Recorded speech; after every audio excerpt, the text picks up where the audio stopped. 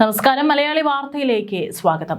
തിരുവനന്തപുരം കിളിമാനൂരിൽ നടന്നിട്ടുള്ള തട്ടിക്കൊണ്ടുപോകൽ ഒരു cinema style തട്ടിക്കൊണ്ടുപോകലാണ്. പ്രതികളെ കിട്ടിയിട്ടില്ല. പ്രതികൾക്കായുള്ള തിരച്ചിൽ നടക്കുകയാണ്. സംഭവത്തിൽ തിരുവനന്തപുരം സ്വദേശികളായ സുധീഷ്, ഷംനാഥ് ഉൾപ്പെടെയുള്ള 5 പ്രതികളെയാണ് പോലീസ് തിരയുന്നത്.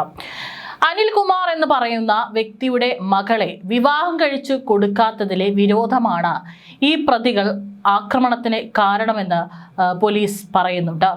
വിവാഹത്തിന് വിസമ്മതിച്ചതിന് യുവതിയുടെ കുടുംബാംഗങ്ങളെ ക്രൂരമായി മർദ്ദിച്ച സംഭവത്തിലാണ് പ്രതികൾ നടത്തിയത് മാസങ്ങൾ നീണ്ട ഗൂഢാലോചനയെന്ന് പോലീസ് പറയുന്നത്. പ്രതികളിൽ ഒരാളായ സുധീഷിന്റെ മുത്തശ്ശിയുടെ പേരിലുള്ള പണി പൂർത്തിയാകാത്ത വീടാണ് ഇതിനായി അവർ തിരഞ്ഞെടുത്തത്. ആളൊഴിഞ്ഞ ഒരു മേഖലയിലെ റബ്ബർ തോട്ടത്തിന്റെ നടുവിലാണ് ഈ ഒരു വീട്. അതുകൊണ്ട് തന്നെ ഈ വീട്ടിലേക്ക് ആളുകളുടെ ശ്രദ്ധ അത്ര പെട്ടെന്ന് എത്തില്ലെന്ന് ഉറപ്പാക്കാം. അപ്പോൾ ഇതിനുള്ളിൽ വെച്ച് മർദ്ദനം നടന്നാൽ തന്നെ മറ്റാരുടെയും ശ്രദ്ധ കിട്ടുകയില്ല. മാത്രമല്ല, മർദ്ദന വിവരം പുറത്തറിയാതിരിക്കാൻ വീടിനുള്ളിൽ ഒരു മുറിയിൽ ഗ്ലാസുകൾ കൊണ്ട് സൗണ്ട് പ്രൂഫ് സംവിധാനവും ഒരുക്കിയിട്ടുണ്ട്. ഇതിനായി ഏകദേശം 2 ലക്ഷം രൂപ ചെലവിട്ടെന്നാണ് പോലീസിന്റെ നിഗമനം. അതായത് പ്രതികൾ പെട്ടെന്നുള്ള ഒരു പ്രകോപനത്തിന്റെ പുറത്ത് തട്ടിക്കൊണ്ടു പോകാനും മർദ്ദിക്കാനും തീരുമാനിച്ചതല്ല.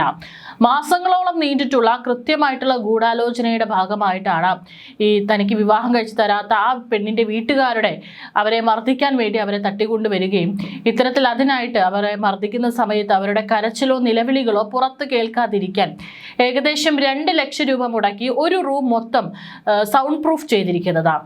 റൂമിൽ നേരത്തെ സ്ഥാപിച്ച ഇരുമ്പ് തൂണിലാണ് അനിൽകുമാറിനെ കെട്ടിയിട്ട് മർദ്ദിച്ചത്. മേസ്തിരിയായ അനിൽകുമാറിനെ അറ്റകുറ്റപ്പണികളുടെ പേരിൽ 1 മാസം മുമ്പ് ഇതേ വീട്ടിൽ എത്തിച്ചതും പ്രതികളുടെ ഗൂഢാലോചനയുടെ ഭാഗമായിരുന്നു.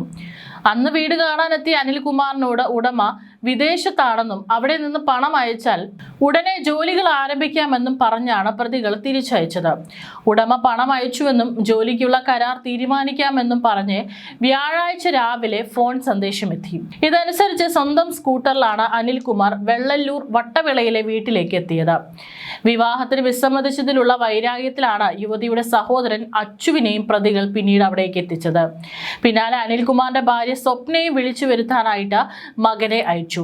ഈ സമയമെല്ലാം തന്നെ ഈ അനിൽകുമാർ അദ്ദേഹത്തിന്റെ മകനും ഇവരുടെ ക്രൂരമായിട്ടുള്ള മർദ്ദനങ്ങൾക്ക് ഇരയായി. അതിനുശേഷം ഇവരുടെ അമ്മയെ കൂടി ഇങ്ങോട്ടേക്ക് എത്തിക്കാനായിരുന്നു പ്രതികൾ പദ്ധതി ചെയ്തിരുന്നത്. അക്രമി സംഘത്തിലെ ഒരാളും ബൈക്കിൽ അച്ചുവിനെ അനുഗമിച്ചിരുന്നു.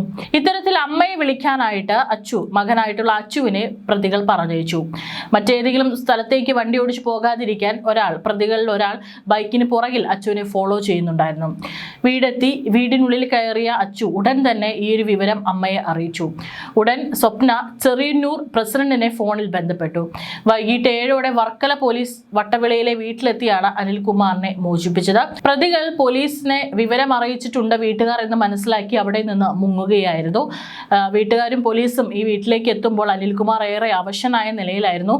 ക്രൂരമർദ്ദനമേറ്റ അനിൽകുമാറിനെ തുടർന്ന് താലൂക്ക് ആശുപത്രിയിലേക്ക് മാറ്റി. അനിൽകുമാറിനെയും മകനെയും ബന്ദിയാക്കിയ വീട്ടിൽ നിന്നും പടക്കം, കളിത്തോക്ക്, കരിമരുന്ന്, ബൈക്കിന്റെ കേബിൾ, ചങ്ങല എന്നിവ പോലീസ് കണ്ടെടുത്തു. അനിൽകുമാറിന്റെ കൈ അക്രമികൾ തല്ലി ഒടിച്ചു. പ്ലെയർ ഉപയോഗിച്ച് മകൻ അച്ചുവിന്റെ വിരലുകൾക്കും പരിക്കേൽപ്പിച്ചു.